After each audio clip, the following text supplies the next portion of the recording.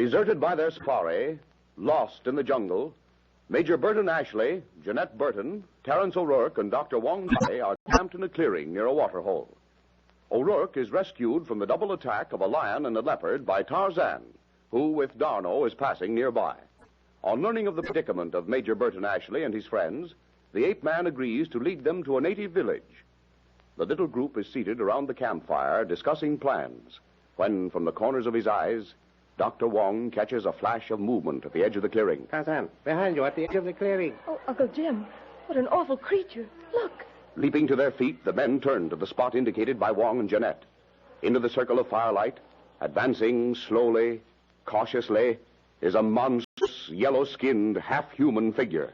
Its huge, heavily muscled body, hairless and naked except for a hide loincloth, sways from side to side as it moves forward. Its feet, terminating in two talon-like claws, make no sound as they grip the ground. Its wicked red eyes, glaring evilly, are fixed on Jeanette. The creature's right hand grasps a heavy copper-bladed spear. Its left, a great twisted cudgel.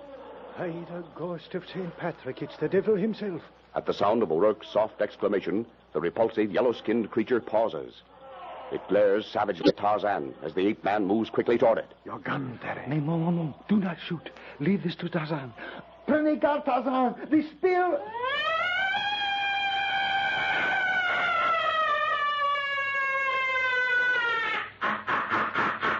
Before the Frenchman can complete his warning, the half-human thing bounds forward with a blood-curdling shriek and hurls a heavy spear straight at the ape man.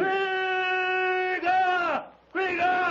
Simultaneously with his answering challenge, Tarzan drops to the ground as though struck down by an invisible titanic fist. The deadly spear flashes harmlessly over his shoulder. Without halting its blind rush, the gigantic creature swings the cudgel at the ape man's head. Swift as thought, Tarzan rolls aside.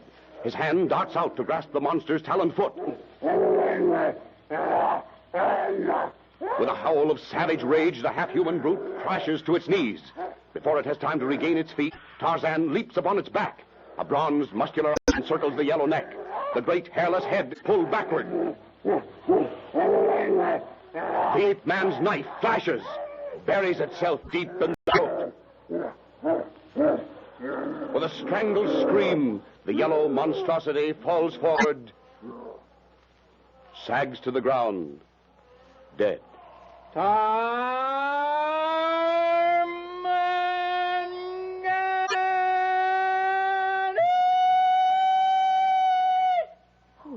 Oh, Uncle Jim. Steady, old girl. It's all over the Kushner. Incredible.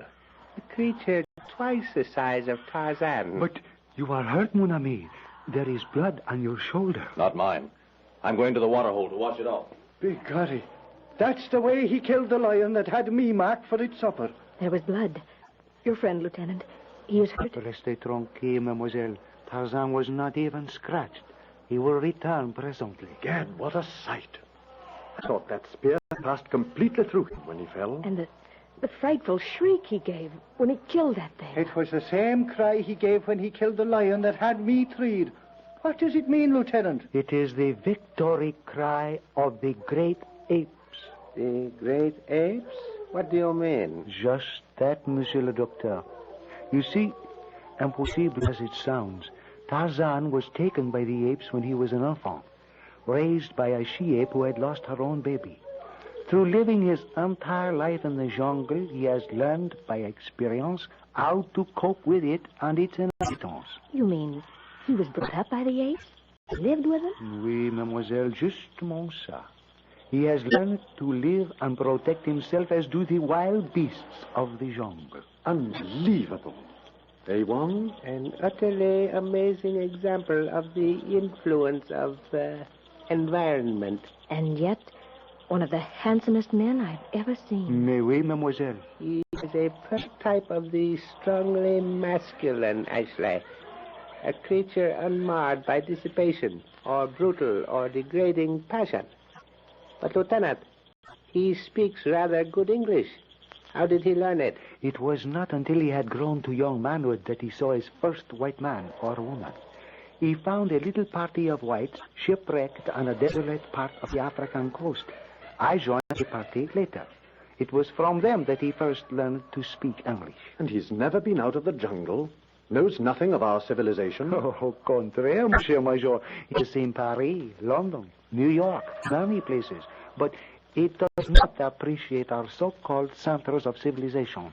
He much prefers his jungle and its savage denizens. His ancestors, his father and mother, does he not know who they were? Maybe. His parents were Lord and Lady Greystoke. What's that? The Greystokes? Of Greystoke Manor, they were British. Oui, monsieur, c'est ça. Tarzan is Lord Greystoke. However, he refuses to be known by any other name than Tarzan. That's the most amazing thing I've ever heard. The Greystokes dropped out of sight years ago. If I remember rightly, Greystoke had been commissioned by the Foreign Office to investigate slave trading in a British West Coast African colony. They disappeared. Major, here he comes. Écoutez, may I suggest that a discussion be dropped, at least in his presence? He does not care to speak of it, nor of his past life in the jungle. Eh bien, Tarzan, where have you been? Circling the clearing. There's nothing more to fear from those fellows. He is the only one who was near the waterhole. Jeanette, my dear, does this creature look anything like the one you saw this afternoon? Yes. Although I only caught a glimpse of its face, watching me through the fringe of underbrush, I'm sure it's the same. Ashley, did you happen to notice the feet of this, I suppose it might be called a man, the heel and instep of a human being, the toes, well, of an animal? Begorry, them claw feet would fit the footprints I followed. You saw them, Tarzan. What do you make of them? I'd say you were right. The prints you showed Darno and me were probably made by this man or another like him. In your jungle experience, Tarzan, have you ever come across other beings such as this? No. Have you ever seen a leopard man?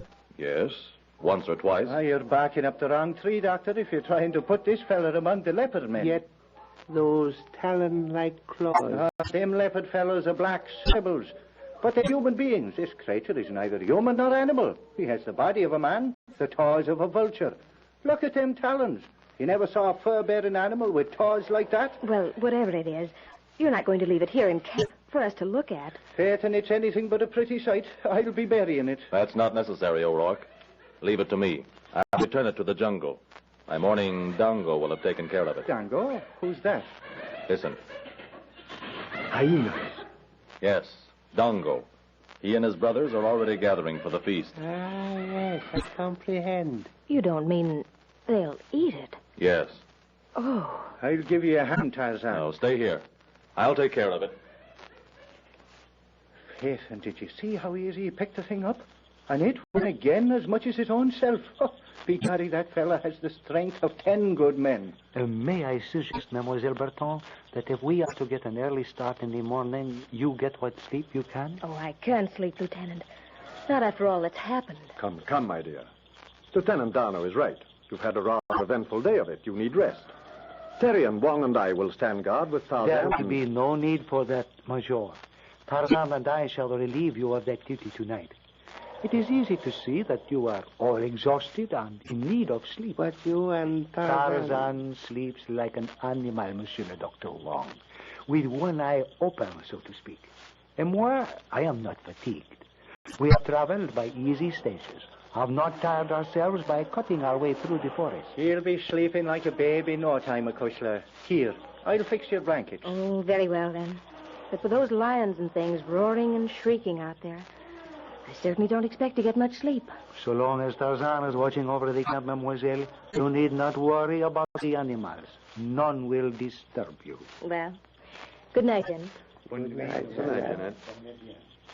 When Tarzan said that we might reach a native village in 3 days, Lieutenant, did he have any particular one in mind? The mayotte of an acquaintance of ours, Doctor, one Ahmed, a trader in, shall I say, ivory? He will furnish you with guides. Then Tarzan must be familiar with this section. Strange he's never heard of the city of Tohr. Mon Major, Africa is filled with legends of lost and ancient cities. Tarzan and I have seen several. Ahmed's village is beyond this section of the country, and Tarzan is not familiar with this particular district. Then how in heaven's name does he know where he is any more than we do? How does he find his way? He calls it his animal instinct. He has an uncanny sense of direction, and I have never seen him hesitate for a single instant in going directly to the place he wishes to reach. I wonder what's keeping him out there. He's been gone a long time. He will return when he... Ah, voyez! There he is, up there in the tree. Begorry, will you look at that? He swings down through them branches like a young ape. Well, Tarzan, you had us worried. We were just about to... Is she asleep? Yes. Why, listen. Drums, by Jove. Wake Miss Burton. Mais pourquoi, Tarzan? No time to explain now. Wake her up. What? Jeanette, wake up. What is it? Don't be frightened, child. We're breaking camp, I believe. Is that it, Tarzan? Yes. We're taking to the trees. I fixed the place. That's what kept me so long. Break camp and leave nothing lying around. Put out that fire, Darno, and come, all of you. Here, Miss Burton, with me. Now, stay close together. Followed by the others, Tarzan strides off into the penetrable gloom of the jungle. 500 paces from the clearing, he pauses beneath the giant podocarpus tree. Here. These vines are twisted together. Easy to climb. I'll go first with Miss Burton. Climb slowly and make as little noise as possible. Come on. Slowly, easily, carrying Jeanette in his left arm, Tarzan mounts the twisted vines. Awkwardly but steadily, the four men follow.